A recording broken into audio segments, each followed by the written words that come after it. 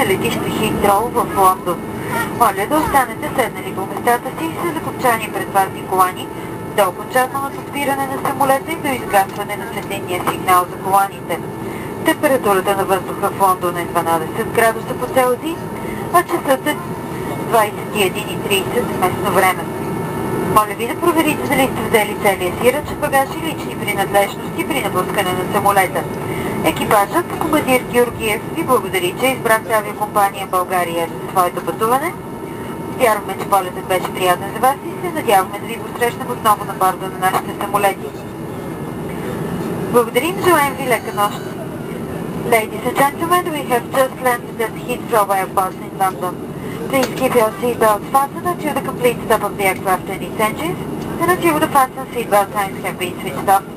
The outside temperature is reported to be 12 degrees Celsius and the local time is 9:30 p.m. Please make sure that you have taken all your hand luggage and personal belongings with you when leaving the aircraft. The crew of Captain Georgiev thanks you for choosing Bulgaria for your trip. We hope you have enjoyed the flight. We will be glad to welcome you again on board our aircraft soon. Thank you. We wish you a good night.